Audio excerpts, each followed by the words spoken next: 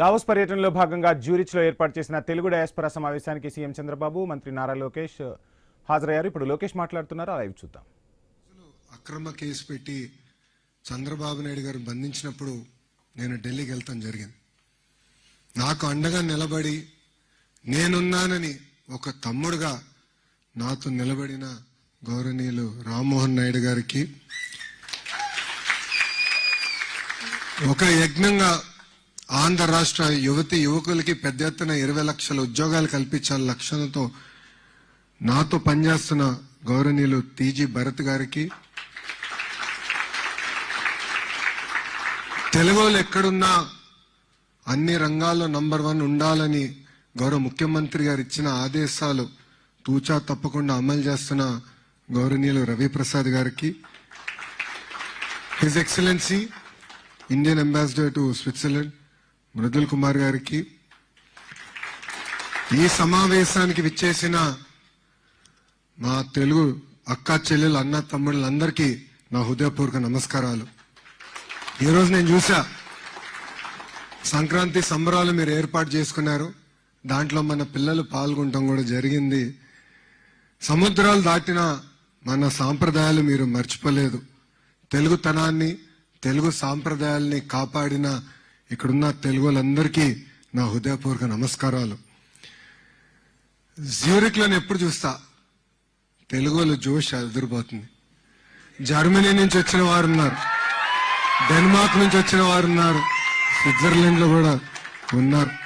సుమారుగా 20 దేశాల నుంచి ఈరోజు గౌరవ ముఖ్యమంత్రి శ్రీ నారా చంద్రబాబు నాయుడు గారు కలిసేదానికి మీరందరూ పెద్ద ఎత్తున ఈ కార్యక్రమాల్లో పాల్గొనడం జరిగింది. గౌరవ ముఖ్యమంత్రి గారు మా అందరికి ఒక విషయం చెప్పారు.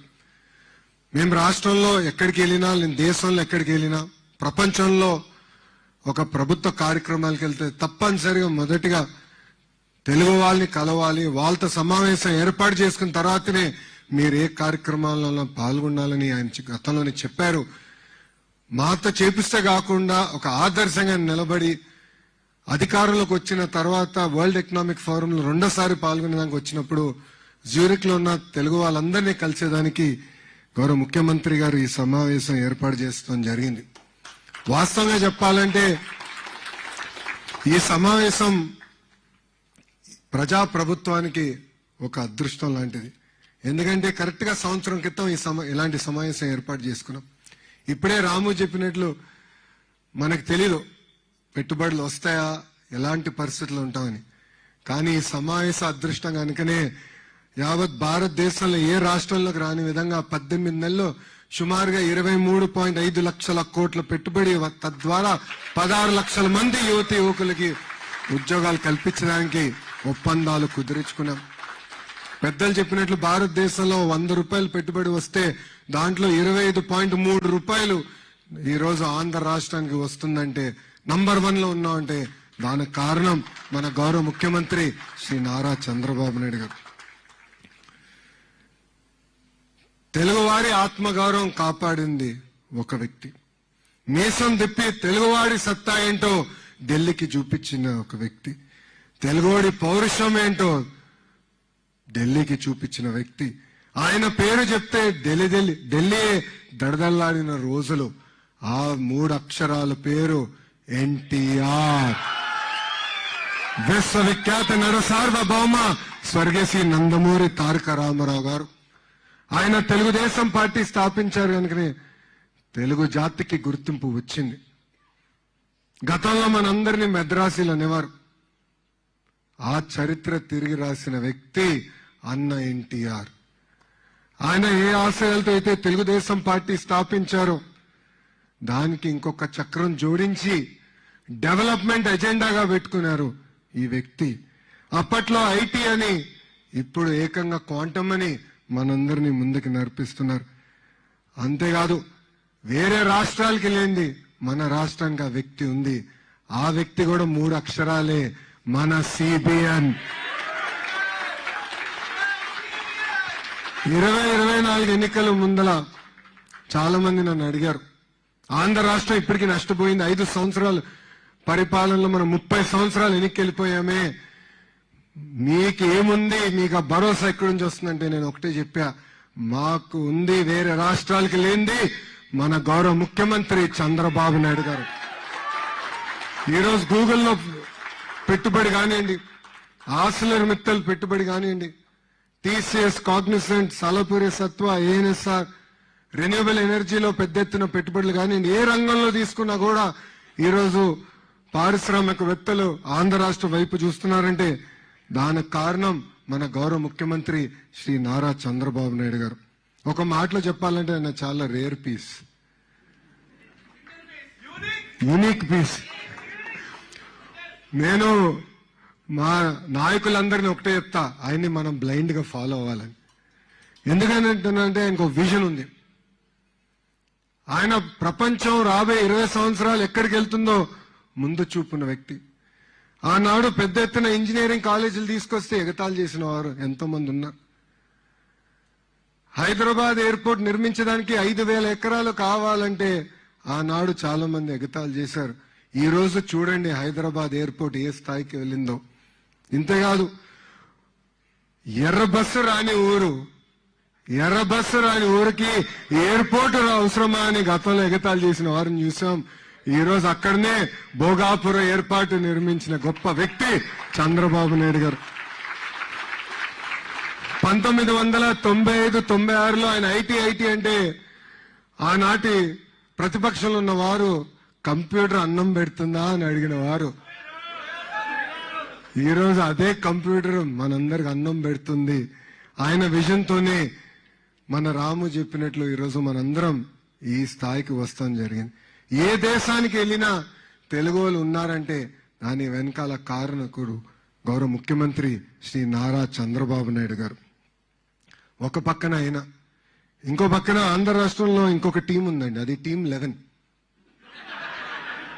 అర్థమైందా రాజా?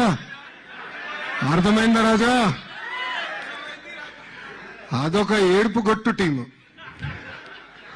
వాళ్ళకి ఏడుస్తోంది తప్ప ఇంకేది తెలియదు. పెట్టుబడులు మేము తీసుకొస్తామంటే ఏడుస్తారు. సింగపూర్కి వెళ్ళి పెద్ద ఎత్తున మేము అక్కడున్న మంత్రుల్ని, పారిశ్రామికవేత్తలు కలిస్తే ఆంధ్ర రాష్ట్రానికి రావద్దని ఆ ఏడుపు గొట్టు టీము ఈమెయిల్ పెట్టే పరిస్థితి. ఇంతేకాదు, కొన్ని కంపెనీలు కలిస్తే వాళ్ళు కూడా ఈమెయిల్ పెడుతున్నారు ఆంధ్ర రాష్ట్రానికి రావద్దని. కానీ గౌరవ ముఖ్యమంత్రి చంద్రబాబు నాయుడు గారిని చూసి ఆ కంపెనీలు వస్తే మటు క్రెడిట్ తీసుకోవాలనుకుంటున్నారు. క్రెడిట్ చోరీ అంటారు. ఈ టీం 11 మోహన్ చూసి ఎవరైనా వస్తారా ఆంధ్ర రాష్ట్రానికి? వాళ్ళకి క్రెడిట్ ఇవ్వాలండి. కోడి కత్తికి క్రెడిట్ ఇవ్వాలి. బాబాయిని లేపేసిన క్రెడిట్ ఇవ్వాలి. తల్లిని చెల్లిని మెడబెట్టి బయటికి గెంటేసిన క్రెడిట్ ఈ ఏడుపుగొట్టు టీంకి ఇవ్వాలి మనందరం. అంతేగాని ఒక్క వ్యక్తి బతికేదానికి 700 కోట్ల రూపాయలు ఖర్చు పెట్టి విశాఖపట్నంలో ప్యాలెస్ నిర్మించే క్రెడిట్ ఈ ఏడుపుగొట్టు టీంకి మనందరం ఇవ్వాలి. నాకన్నా మీకే బాగా తెలుసు కదా. గతంలో కోడిగుడ్డు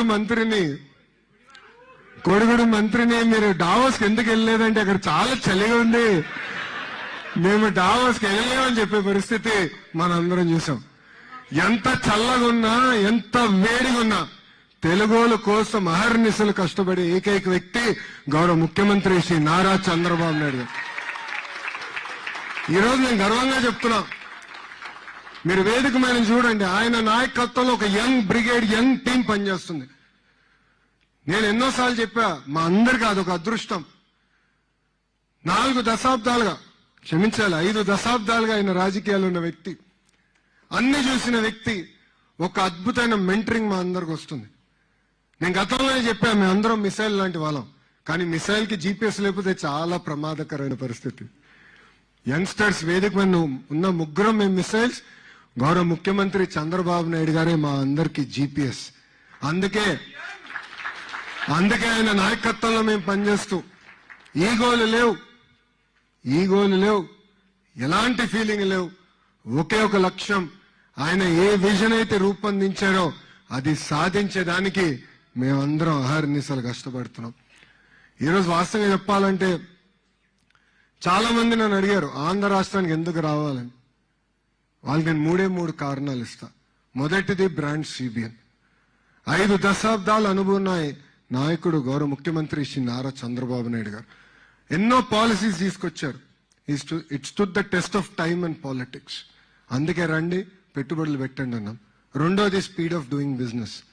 ఒక జూమ్ కాల్ అనండి, ఒక వాట్సాప్ మెసేజ్ అనండి, అహర్నిశలు పారిశ్రామికవేత్తలకు అందుబాటులో ఉంటూ వాళ్ళకి ఎలాంటి సమస్య లేకుండా ఈ పెట్టుబడులన్నీ గ్రౌండ్ చేసే లక్ష్యంతో నాతో పాటు మన టీజీ భరత్ గారు పనిచేస్తున్నారు. ఆ స్పీడ్ ఆఫ్ డూయింగ్ బిజినెస్ వల్లనే ఈరోజు పెద్ద ఎత్తున ఆంధ్ర రాష్ట్రానికి పెట్టుబడులు వస్తున్నాయి. మూడోది డబుల్ ఇంజిన్ సర్కార్. భారతదేశంలో ఎన్నో డబుల్ ఇంజిన్ సర్కారులు ఉన్నాయి, కానీ కేవలం ఒకే ఒక ఆంధ్ర రాష్ట్రంలో డబుల్ ఇంజిన్ బుల్లెట్ ట్రైన్ సర్కారు ఉంది. ఢిల్లీలో గౌరవ ప్రధానమంత్రి నరేంద్ర మోడీ గారి నాయకత్వంలో ఆంధ్ర రాష్ట్రంలో గౌరవ ముఖ్యమంత్రి శ్రీ నారా చంద్రబాబు నాయుడు గారు ఒక పక్కన, ఇంకో పక్కన నాకు అన్న సమానమైన పవన్ అన్న, ముగ్గురు కలిసికట్టుగా ఆంధ్ర రాష్ట్రాన్ని ముందలు తీసుకెళ్తున్నారు ఒకే ఒక లక్ష్యంతో. ఇప్పటికీ చాలా నష్టపోయాం. ఆంధ్ర రాష్ట్ర విభజన జరిగి ఇప్పటికీ 12 సంవత్సరాలు అయింది. ఇంకా ఆ విభజనలో మనం పడుతున్న ఇబ్బందులకి ఇప్పుడు కూడా మనం ఎదుర్కొంటున్నాం. ముందరికి వెళ్లాలనే లక్ష్యంతో ముగ్గురు కలిసికట్టుగా వచ్చి ఈ రోజు ఆంధ్ర రాష్ట్రాన్ని ముందలు తీసుకెళ్తున్నారు.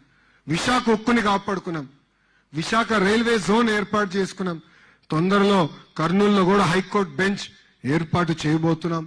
పోలవరం పనులు కూడా పెద్ద ఎత్తున పరిగెత్తిస్తున్నాం. ఆగిపోయిన అమరావతి పనులు కూడా మీరందరూ చూసుంటారు ఎంత స్పీడ్ గా ఈరోజు పరిగెత్తిస్తున్నారు. వాస్తవంగా చెప్పాలంటే రాష్ట్రానికి అవసరమైన ఆక్సిజన్ గౌరవ ప్రధానమంత్రి శ్రీ నరేంద్ర మోడీ గారు మనకి ఈరోజు అందిస్తున్నారు. ఇక్కడున్న తెలుగు జాతి మొత్తం మనం ఒక విషయం ఆలోచించాలి. ప్రభుత్వం కొనసాగింపు అనేది చాలా చాలా అవసరం. ఇప్పుడే రాము అన్నట్లు కష్టకాలాల్లో గౌరవ ముఖ్యమంత్రి చంద్రబాబు నాయుడు గారు గుర్తొస్తారు. ఆయన అన్ని సెట్ చేసిన తర్వాత మళ్ళీ ఎక్స్పెరిమెంట్ చేయాలన్న ఆలోచన మనకు వస్తుంది. దానివల్ల మనందరం ఎంత నష్టపోయామో చూసాం. 5 సంవత్సరాలు మన పరువు పోయింది. మనందరం కలిసికట్టుగా పనిచేయాలి.